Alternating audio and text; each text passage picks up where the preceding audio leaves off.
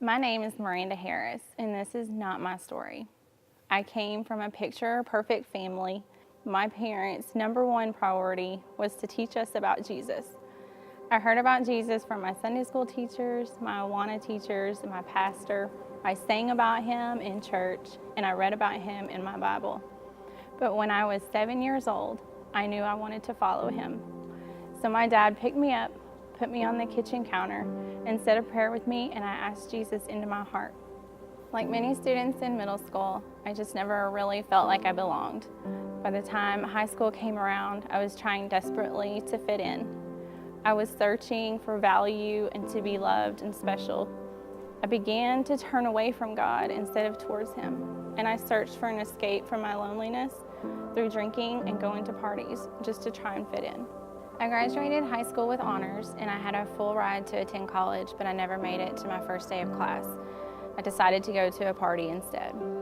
I eventually had to drop out of college and move back in with my parents.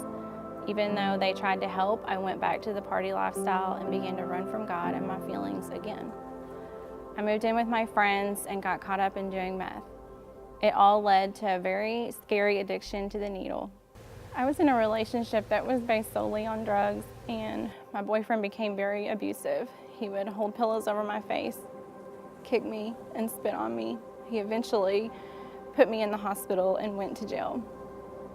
But I decided not to testify against him because of my addiction. I lived this life for 3 years, all the time knowing that I wanted something more, always crying out to God to save me from myself.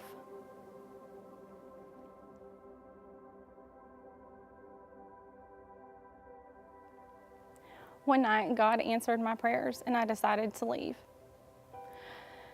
I ran from this guy, and I never went back to that life of addiction because I found out that I was 10 weeks pregnant. I ended up moving back in with my parents. I could see God was not just rescuing me, but he was also rescuing my baby. I began to attend church with my parents again, but it was so hard being pregnant and having your sin so visible for everyone to see. I was definitely doing much better, but yet again, I allowed the loneliness to creep back into my life. After my baby was born, I started drinking again because I was still looking for an escape from that loneliness. I eventually found out that I was pregnant again, so this time with the fear of being judged by others, I got married.